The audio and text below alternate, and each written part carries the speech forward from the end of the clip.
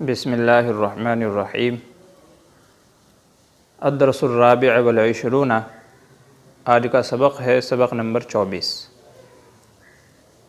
اور آج کے اس سبق کے اندر ھذا اور ذالکا یعنی اسم اشارہ جو سبق نمبر 22 کے اندر بتائے گئے تھے ان کا واحد تثنیہ اور جمع بتانا مقصد ہے، اور مؤنث کے لیے کیا لفظ استعمال ہوتا ہے اور مذکر کے لیے کیا لفظ استعمال ہوتا ہے۔ اسم اشارہ جب ہم بولیں گے تو مذکر کے لیے کیا لفظ، واحد تثنیہ جمع کے لیے کیا لفظ، اور مؤنث کے لیے واحد تثنیہ جمع کے لیے کیا لفظ استعمال ہوتا ہے، اسی کو بتانا مقصد ہے۔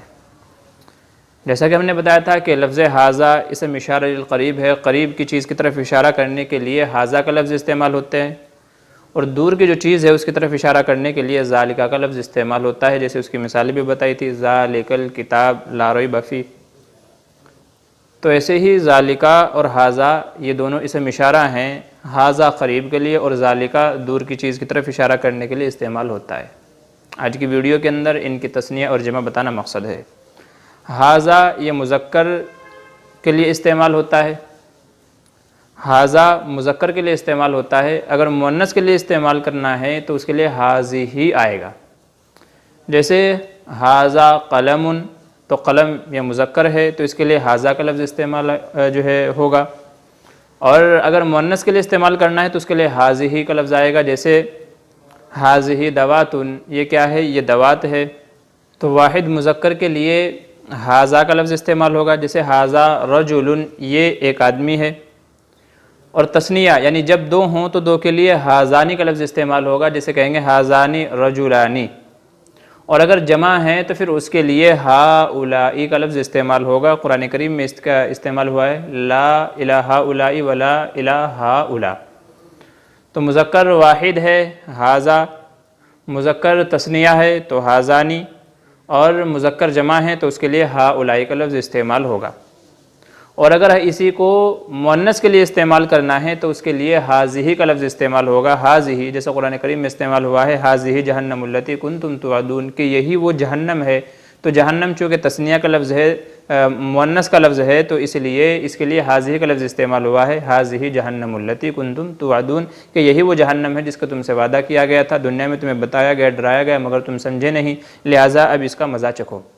تو اگر واحد مؤنث ہے تو اس کے لیے ھذہ کا لفظ استعمال ہوگا، اور اگر تثنیہ مؤنث ہے تو اس کے لیے ھایانی امرأتانی، تو ھایانی امرأتانی اگر تثنیہ مؤنث ہے تو اس کے لیے ھایانی کا لفظ استعمال ہوگا، اور اگر جمع مؤنث ہے تو اس کے لیے بھی ھؤلاء کا لفظ استعمال ہوگا، جیسے مذکر کے لیے۔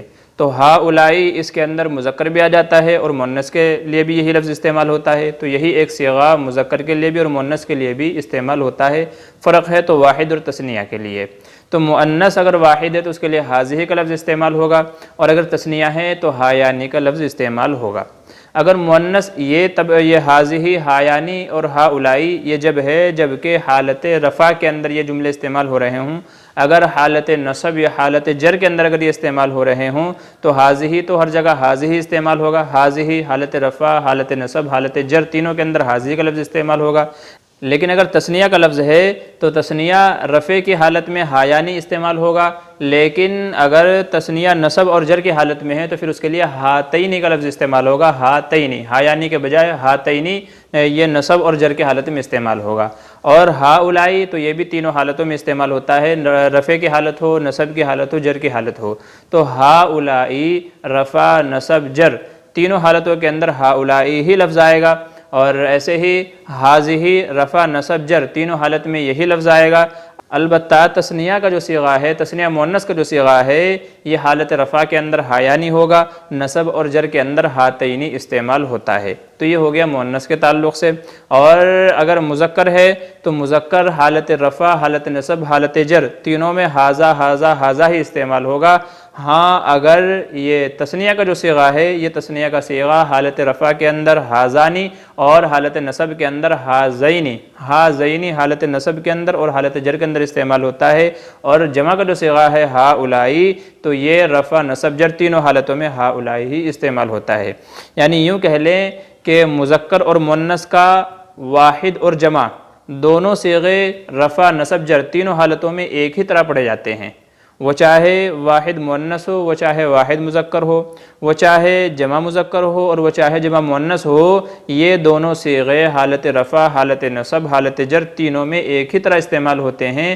البتہ دونوں کا جو تثنیہ کا صیغہ ہے، مذکر کا جو تثنیہ کا صیغہ ہے اور مؤنث کا جو تثنیہ کا صیغہ ہے، یہ دونوں حالت رفع میں الگ پڑھے جاتے ہیں اور حالت نصب میں الگ پڑھے جاتے ہیں۔ چنانچہ مذکر کا جو تثنیہ کا صیغہ ہے وہ حالت رفع میں ہذانی اور حالت نصب اور جر میں ہذینی، اور تثنیہ مؤنث کا جو صیغہ ہے وہ حالت رفع کے اندر ہایانی اور حالت نصب اور جر کے اندر ہاتینی استعمال ہوتا ہے۔ تو یہ فرق ہے ہذا کا۔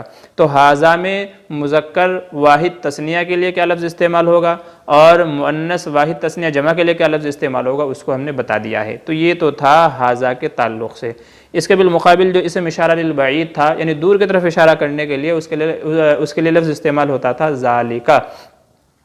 ذالکا کے اندر بھی بعین ہی یہی ہے کہ واحد مذکر اور واحد مؤنث، واحد جو ہے تثنیہ مؤنث اور تثنیہ مذکر، ایسے ہی جمع مذکر اور جمع مؤنث، تو ایسے ہی ذالکا کے اندر بھی 6 صیغے استعمال ہوتے ہیں۔ اسم اشارہ جو دور کے لیے ہے ذالکا، اس کے اندر بھی یہی 6 صیغے استعمال ہوتے ہیں، 3 مؤنث کے لیے، 3 مذکر کے لیے، واحد جمع تثنیہ، واحد جمع تثنیہ۔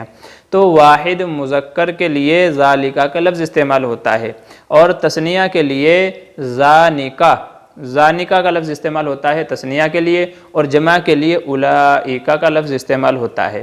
تو واحد مذکر کے لیے ذالکا اور تثنیہ کے لیے ذاتانی اور ذانکا، یہ 2 لفظ استعمال ہوتے ہیں۔ اسم اشارہ للبعید میں واحد کے لیے ذالکا اور تثنیہ کے لیے ذاتانی اور ذانکا، یہ 2 لفظ استعمال ہوتے ہیں، اور جمع کے لیے اولئکا کا لفظ استعمال ہوتا ہے، جمع کے لیے اولئکا۔ یہ تو ہو گیا مذکر کے لیے، اور اگر ہمیں مؤنث کے لیے بولنا ہے تو اس کے لیے واحد کے لیے تلکا اور تثنیہ کے لیے تانکا اور جمع کے لیے اولئکا کا لفظ استعمال ہوتا ہے۔ اگر ہمیں مؤنث کے لیے یہی اسم اشارہ للبعید استعمال کرنا ہے تو واحد مؤنث کے لیے تلکا، تثنیہ مؤنث کے لیے تانکا اور جمع مؤنث کے لیے اولئکا کا لفظ استعمال ہوتا ہے۔ تو یہ تو تھا حالت رفع۔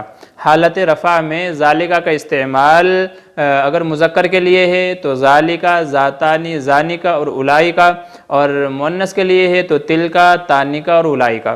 اور اگر حالت نصب اور جر ہے، اگر حالت نصب اور جر ہے تو حالت نصب اور جر کے اندر تھوڑا سا فرق ہے۔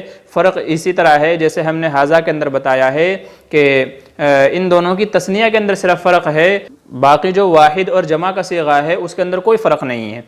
مؤنث ہو یا مذکر ہو، اسم اشارہ للبعید مذکر ہو یا مؤنث ہو، اس کے واحد اور جمع کے اندر کوئی فرق نہیں ہے۔ حالت رفعی ہو، حالت نصبی ہو، حالت جری ہو، تو ان دونوں میں کوئی فرق نہیں آئے گا۔ اگر فرق آئے گا تو صرف اور صرف دونوں کی تثنیہ کے اندر فرق آئے گا۔ چنانچہ جو مذکر کی تثنیہ ہے ذاتانی اور ذانکا، تو یہ حالت نصب اور جر کے اندر ذینکا اور ذاتینی ہو جائے گا، باقی اس کے علاوہ اس کے جمع کے اندر کوئی تبدیلی نہیں ہوئے گی اور واحد کے اندر کوئی تبدیلی نہیں ہوگی۔